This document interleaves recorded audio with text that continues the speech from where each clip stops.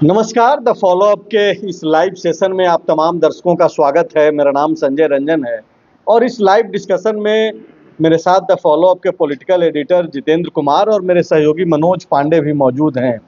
16वें वित्त आयोग की टीम 4 दिवसीय दौरे पर झारखंड में है और बीते 2 दिनों से जो है बैठकों का दौर जारी है। आज राजधानी रांची में स्टेट गवर्नमेंट की टीम और पॉलिटिकल पार्टियों के साथ जो है और स्थानीय जो बॉडी है, जिला निकाय और इन तमाम तरीके के जो प्रतिनिधि मंडल है उसके साथ आज वित्त आयोग की टीम ने बैठक की और इस दौरान यह समझा गया कि राज्य की दरअसल ज़रूरतें क्या है। लेकिन आम तौर पे जो वित्त आयोग की जो बैठकें होती है और इस तरीके का जो दौरा होता है वित्त आयोग का, अगर पिछली बार का अगर हम लोग जानकारी लें और अगर उस पर चर्चा करें, जिसका जिक्र हमने हेडिंग में भी किया है कि किस तरीके से जब 15वां वित्त आयोग झारखंड दौरे पे था और जब बैठकें चल रही थी, उस समय राज्य सरकार ने तकरीबन 1.5 लाख करोड़ रुपए की मांग की थी। लेकिन मिला क्या? मिला सिर्फ 12,500 करोड़। इस बार राज्य सरकार ने 1.5 लाख की जगह 3 लाख करोड़ रुपए की मांग की है। और इस बीच बीजेपी का जो प्रतिनिधि मंडल वित्त आयोग के पास पहुंचा, वो राज्य के लिए मांग से ज्यादा शिकायत दर्ज कराने बीजेपी की प्रतिनिधि मंडल जो है वहां पे पहुंचा था। अब क्या कुछ हुआ, वित्त आयोग कैसे काम करता है, आज इस लाइव डिस्कशन में तमाम तरीके के जो सवाल हैं और खास करके आम लोग जिनके जहन में होता है कि भाई ये वित्त आयोग काम कैसे करता है, फंक्शन कैसे करता है और उसकी भूमिका क्या है स्टेट के डेवलपमेंट में, ये जो बैठकें हो रही है उसका रिजल्ट क्या होना है, कितना लाभ मिलना है।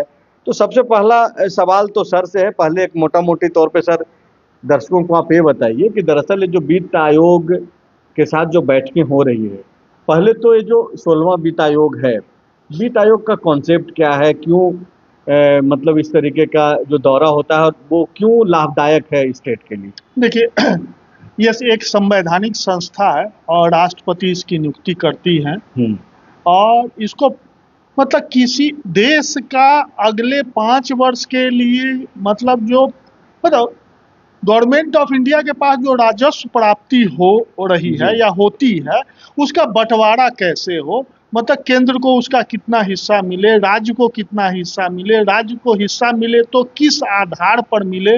अब कहीं मान लीजिए जो किसी प्रदेश में सिर्फ वन ही है, खेती नहीं होती है, कहीं पर सिर्फ खनिज ही है और वहाँ पर खेती नहीं होती है। मतलब राज्यों की स्थिति को देखते हुए वित्त आयोग एक फार्मूला बनाता है और उस फार्मूले के आधार पर जो केंद्रीय राजस्व की प्राप्ति होती है पूरा उसका बंटवारा होता है। इसका एक फार्मूला कराने का, फार्मूला तय करने का वित्त आयोग एक संवैधानिक संस्था है। तो ये जो खबरें निकल करके आ जाई, जिसका हम लोगों ने जिक्र भी किया कि पिछली दफा इसी तरीके की बैठकें हो रही थी और स्टेट अपने ज़रूरतों के हिसाब से ही डिमांड करता है। और जब पिछली बार 15वें वित्त आयोग से यह मांगा गया कि 1.5 लाख करोड़ रुपया का मदद हमको कीजिए और इन जगहों पे जो है हमको इन कामों में उसका मदद काम ज़रूरत पड़ेगा, तो उस हिसाब से तो पैसा मिला नहीं। बिल्कुल नहीं मिला। 1.5 लाख करोड़ की मांग की गई थी और मिला कितना? तो 12,398 करोड़ रुपया मात्र, तो लगभग 12,500 करोड़ मिला। और अब तो कहा जाने लगा है और आज पनगड़िया जो उसके चेयरमैन हैं उन्होंने मतलब हर सवाल का एक ही जवाब दिया, जो वित्त आयोग एक फार्मूला बनाएगा, हम देख लिए हैं, ये किए हैं, वो किए हैं। फॉलोअप ने उनसे पूछा भी जो आप जो यहाँ आए तो आप ऑब्जर्वेशन में क्या पाए, मतलब आप तो कुछ अनुभव किए होंगे ना जो झारखंड को इस सेक्टर में विशेष मदद की जरूरत है। तो इस सवाल को वो टाल गए और ये कह के जो मतलब सारा सवाल फॉलोअप ही करेगा या मतलब आप ये क्या है वित्त आयोग तय करेगा। मतलब अब मतलब यह कहने में हमको हिचक नहीं है, हम 2-3 वित्त आयोग की टीम को यहाँ देख चुके हैं। ये लोग अब एक तरह से सैर सपाटे के लिए आता है, जब फार्मूला ही तय कर। अगर 4 दिनों का दौरा देख लिया जाए और जो डेली रूटीन है इन लोगों का, इनको मालूम है जो झारखंड में वन कितना है, झारखंड में बेरोजगारी कितना है, झारखंड में क्या है, सब कुछ मालूम है, फार्मूला ही बनाना है। अरे यहाँ आने का मतलब है जो झारखंड की वस्तु स्थिति से अवगत होना, यहाँ का सामाजिक आर्थिक स्थिति से अवगत होना। लेकिन वो एक खाना पूर्ति है, वित्त आयोग अपनी सिफारिश जो करता है, जो मतलब कहा गया है कि 31 अक्टूबर तक ये अपना सिफारिश कर देगा, और अगले वित्तीय वर्ष जो है 1 अप्रैल 2026 से अगले 5 साल के लिए वित्त आयोग की अनुशंसा पूरे देश में लागू होगी। तो 31 अक्टूबर से पहले इनको सारे राज्यों का दौरा करके ये राज्यों की जो स्थिति है, वहाँ की जो सामाजिक आर्थिक और जो अलग अलग सेक्टर का और सरकार का डिमांड है उसको जान लेना है। उसी दौरे में ये राज्यों में घूम रहे हैं। एक तो जो गैर बीजेपी सरकारें हैं जिस किसी भी स्टेट में, वहाँ से एक आरोप यह लगते रहा है, हालांकि ऐसा नहीं है कि सिर्फ अभी जब केंद्र में बीजेपी की सरकार है, तब जब कांग्रेस की सरकार थी तो गैर कांग्रेसी सरकारें इस तरीके के भी आरोप लगाते रहती थी। अभी मौजूदा समय बोला जाता है कि भाई गैर बीजेपी शासित सरकारों में उस तरीके से ध्यान नहीं दिया जाता है। क्या ये जो वित्त आयोग से जो डिमांड था पिछली दफा 1.5 लाख करोड़ और मिला सिर्फ 12,500 करोड़, तो ये चीज जब बोला जा रहा है तो दुगना डिमांड कैसे हो गया? मतलब ये फिर किस आधार पर, मतलब इन लोगों को उम्मीद रहता है या फिर मतलब ये सिर्फ काउंट कराने के लिए अपना एक? देखिए, दो चीज है इसमें। वित्त आयोग जो फार्मूला तय करता है वो तो पूरे देश के लिए समान रूप से लागू होता है, इसलिए उसमें आप नहीं कह सकते हैं कि वित्त मतलब कोई भी फार्मूला बनेगा तो सब पर सेट होता है। तो झारखंड के लिए अलग हो जाएगा, यूपी के लिए अलग हो जाएगा, मतलब उसमें यह फार्मूला तो सर एक रहेगा, हाँ, लेकिन जो लाभ हम उसी पे आ रहे हैं। तो वित्त आयोग का 2 तरह का रिकमेंडेशन होता है। एक होता है वर्टिकल, जो डायरेक्ट मतलब वो जो अनुशंसा करेगा वो स्टेट को सीधे वो पैसा जाएगा, और एक है अनुदान। तो अनुदान जो है वो केंद्रीय बजट के माध्यम से राज्य सरकारों को मिलती है। तो अनुदान में तरह तरह की शर्तें आ जाती है, जैसे कि अभी का एक शर्त था कि आप ये 15th फाइनेंस कमीशन का जो आप 2 साल में लोकल बॉडीज का चुनाव करा लीजिए तो वित्त आयोग की अनुशंसा पर मिलने वाली राशि आपको मिल जाएगी। तो 2 साल में 2 साल तक झारखंड को पैसा मिलते रहा। आज झारखंड ने चुनाव नहीं कराया तो झारखंड का अनुदान जो रोक दिया गया। लगभग 1500 करोड़ रुपए नगर निकायों के बकाया है गवर्नमेंट ऑफ इंडिया पर। तो ये पैसा गवर्नमेंट ऑफ इंडिया, इसमें भेदभाव होता है। अब ये झारखंड गैर शासित प्रदेश है तो इसका अनुदान उस शर्त के अनुसार रुका हुआ है। अब यूपी है, सेम स्टेट है, जहां बीजेपी शासित स्टेट है, वहाँ अनुदान उसको रिलीज कर दिया, इजीली रिलीज हो जाता है। पांडे जी के पास लौटेंगे, उसके पहले आपसे एक और आखिरी एक सवाल है, और वो है कि झारखंड चैम्बर ऑफ कॉमर्स के भी प्रतिनिधि पहले मिला करते थे, इस बार जो जानकारी है कि नहीं मिल पाए, क्यों? मतलब समय का अभाव था या फिर कुछ? तो समय का अभाव था और थोड़ा सा इस विषय पर होमवर्क नहीं कर सके, इसलिए क्लियर नहीं बता। चैम्बर ऑफ कॉमर्स ने उस पर घोर आपत्ति दर्ज की है कि भाई वित्त आयोग इतनी बड़ी टीम है और आती है हर बार, और हम लोग व्यापारी संगठन से मिल नहीं रही है। इस बार ऐसा हुआ, हर बार तो मिलते ही है। तो उन्होंने आपत्ति दर्ज की है कि भाई वो सारा काम तो हम करते हैं ना, तो आप मेरा भी सुनिए। पर इनको नहीं बुलाया गया, हो सकता है कोई भी कारण हो, क्योंकि प्रतिनिधि मंडल जो आया था उनके इच्छा के अनुसार ही किसी को आप आमंत्रित कर सकते हैं। वो पॉलिटिकल पार्टी से मिलना चाहे उनसे मिले, अधिकारियों से मिलना चाहे उनसे मिले। अब उन्होंने समय नहीं दिया होगा इसको, तो इसको लेकर चैम्बर ऑफ कॉमर्स काफी नाराज नहीं। ठीक है, और बीजेपी क्यों मतलब जाकर के शिकायत करने पहुंची है? तो वित्त आयोग संवैधानिक आयोग है और वहां पर तो जाकर के राज्य के डेवलपमेंट के मुद्दे पे बातचीत होनी चाहिए थी। शिकायत की है इसको पहले थोड़ा सा बता देना ज्यादा जरूरी है, तब शिकायत। मुझे लगा कि पांडे जी बताएंगे, तो आप भी बता दीजिए। नहीं, वो संभव या है ध्यान में। तो देखिए, वित्त आयोग के पास कोई भी राजनीतिक दल एक सुझाव देता है जो इस आधार पर हमारे राज्य को इस क्षेत्र में अधिक मदद की जरूरत है, और उसका वो आधार बताता है वित्त आयोग के पास आंकड़ों में या तार्किक ढंग से। तो आज जो बीजेपी का यह हमको भी हास्यास्पद दिख रहा है, बीजेपी वहां गई है तो कह रही है जो यहाँ सरकार जो है पंचायत चुनाव और नगर निकाय का चुनाव नहीं करा रही है, इसलिए अनुदान का पैसा बकाया है। दूसरा भ्रष्टाचार है इसमें, इसलिए तो नहीं, क्योंकि बीजेपी की बातें सही हो सकती है, लेकिन वो फोरम वित्त आयोग नहीं। अब वित्त आयोग को बीजेपी बता रही है जो इतने स्कूल में शौचालय नहीं है, अतिक्रमण हटाने का काम जो है सो राज्य में व्यवसाय का रूप ले लिया है।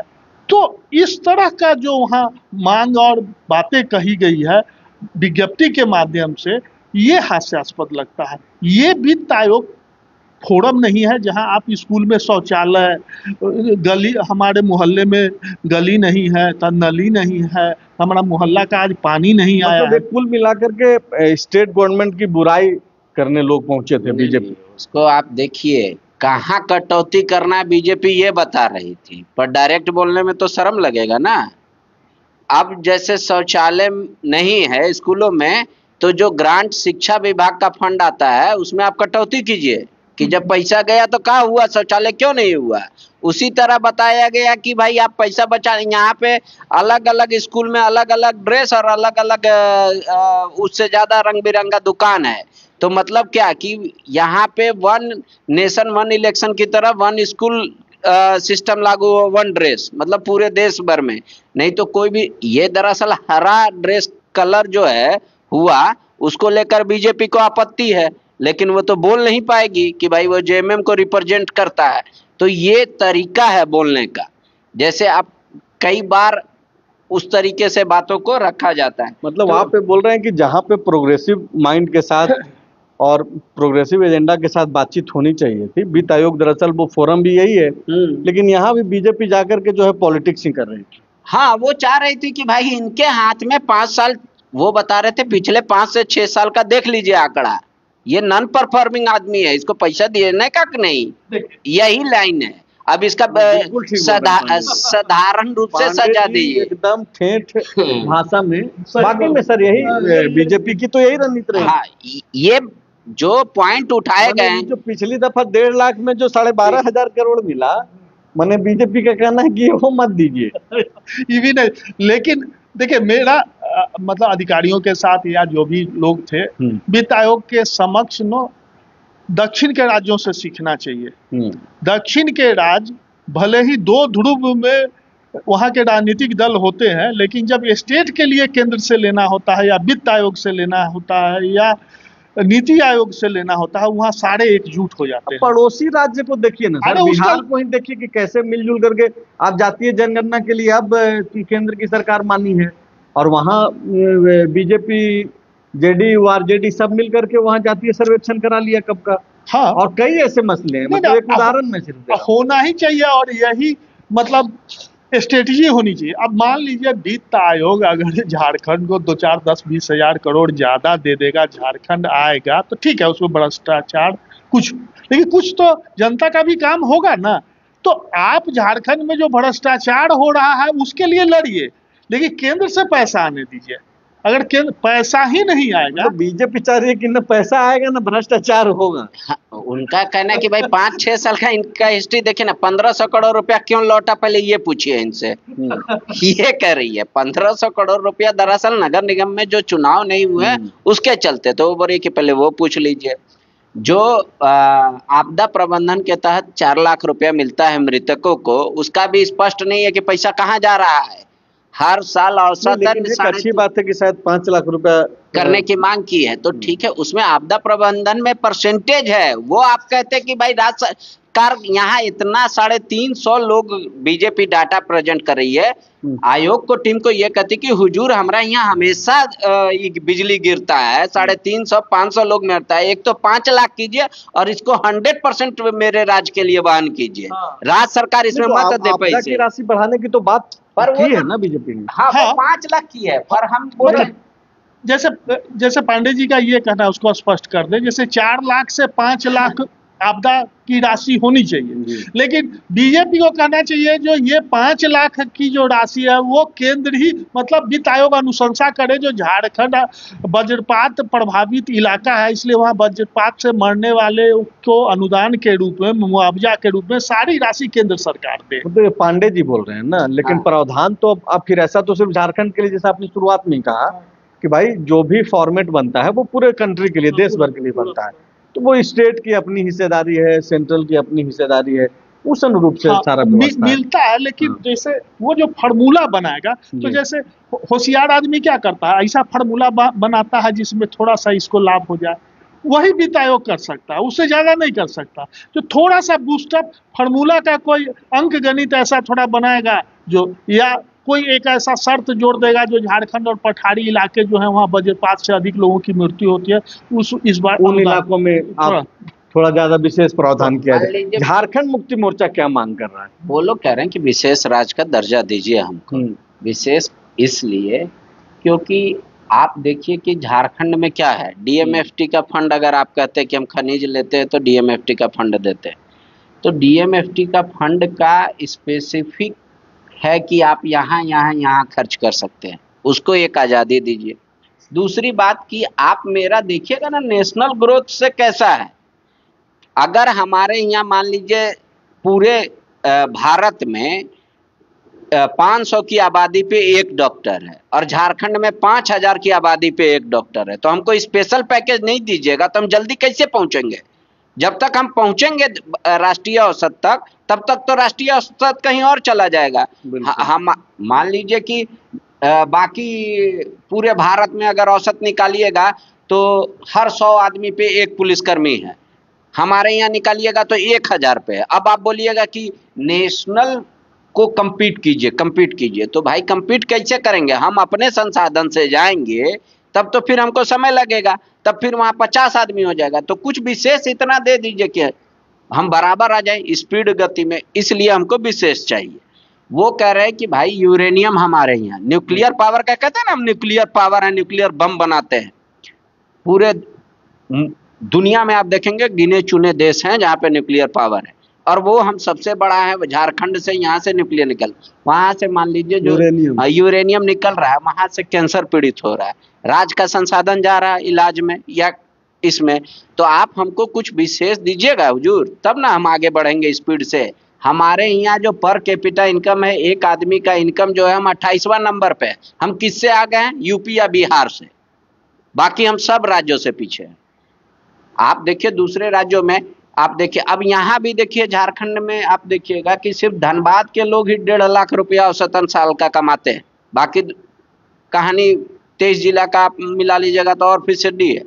तो ये सब आंकड़े उन्होंने पेश किए और कहा कि इस आधार पे हम पे थोड़ा रियायत कीजिए। अब देखिए क्या है, तो कांग्रेस भी जेएमएम के इस डिमांड के साथ है। हाँ, विशेष राज्य का दर्जा कांग्रेस को भी चाहिए। वो विशेष राज्य इंगित नहीं किया है लाइन। ये कुछ साल पहले आपको याद होगा कि आसू पार्टी किया कर, बरही से लेके बरहागोड़ा तक तो उन्होंने मानवा चैन लगाया था, मतलब मानव श्रृंखला बनाई थी, और उस समय भी वो लोग वो डाटा दिए थे।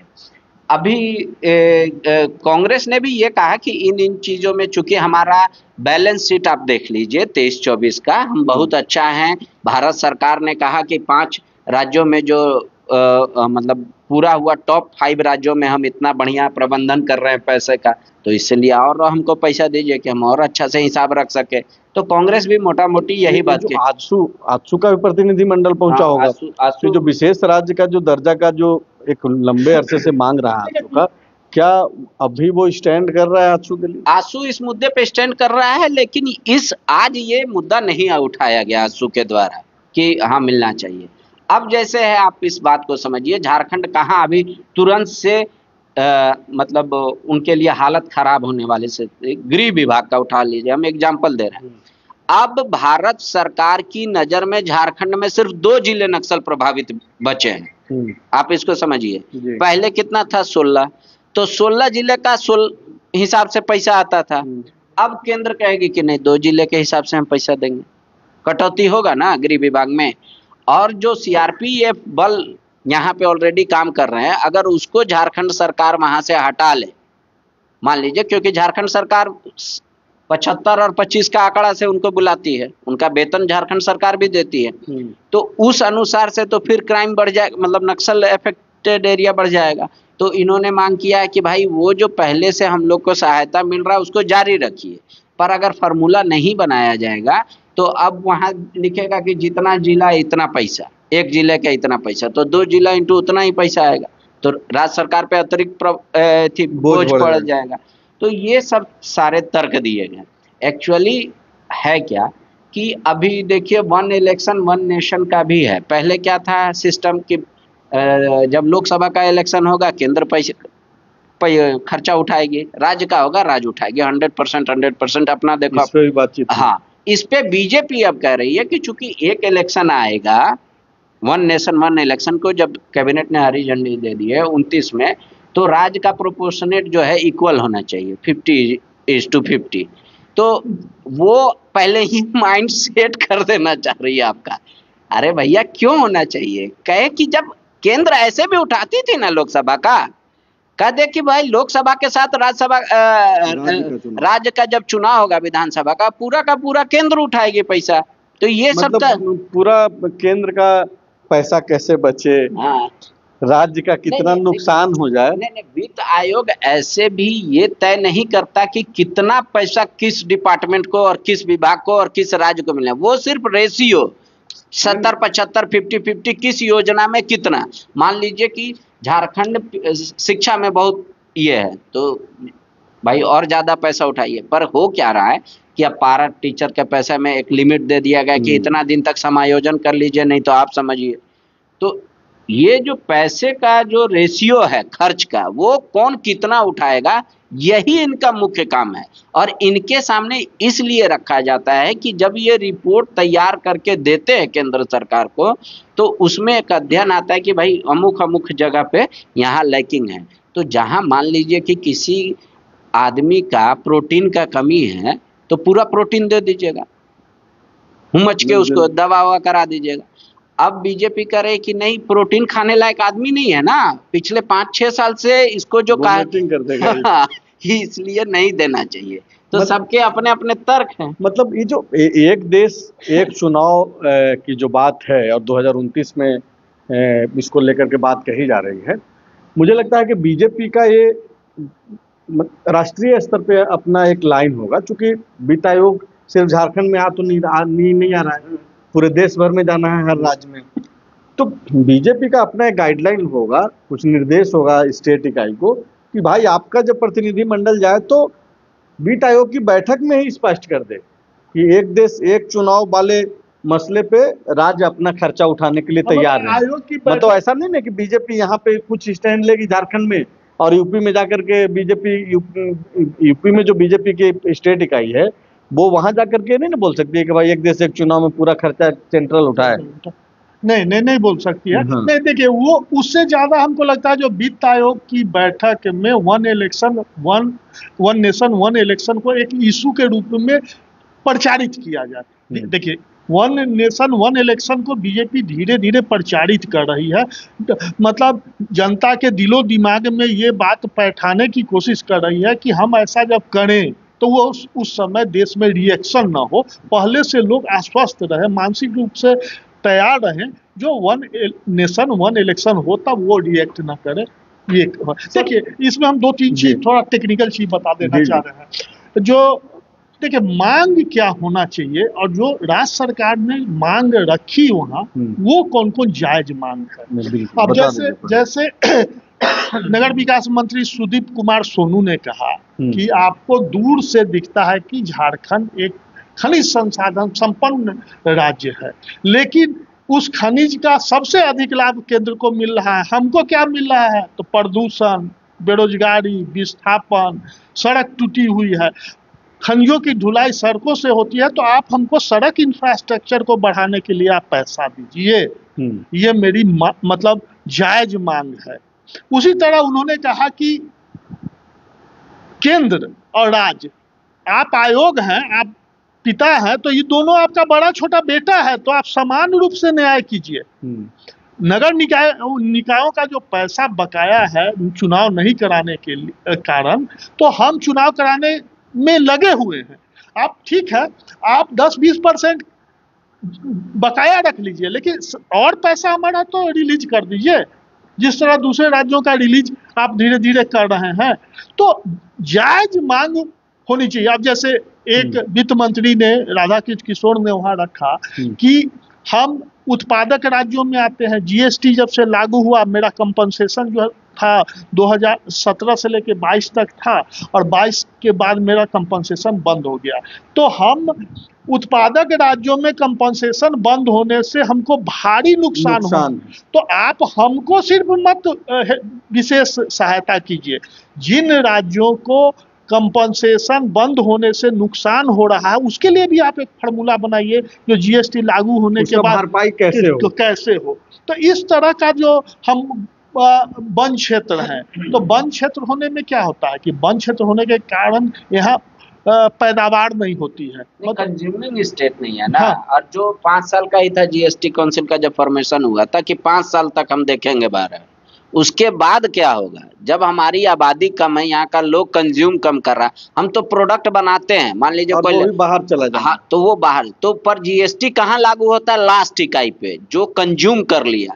तो हमारा आबादी कम, हमारे यहाँ लोगों के पास पैसा कम, तो कंजम्पशन ज्यादा होगा, तो जीएसटी का पैसा संग्रह ज्यादा होगा। तो डिफरेंशिएट जो होगा ये 5 साल तक तो आप वहन किए, लेकिन आगे राज्य कैसे करेगा ये बता दीजिए हमको। ये राधा कृष्ण किशोर जी ने पॉइंट रखा, और भी तर्क रखा, और ये सब तर्क ही रखी जाती है वित्त आयोग के पास ताकि वो समझे।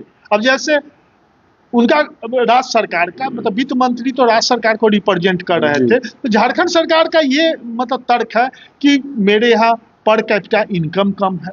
वित्त आयोग का काम क्या है? तो अमीरी और गरीबी के खाई को कम करना। तो हमारा पर कैपिटा इनकम कम है।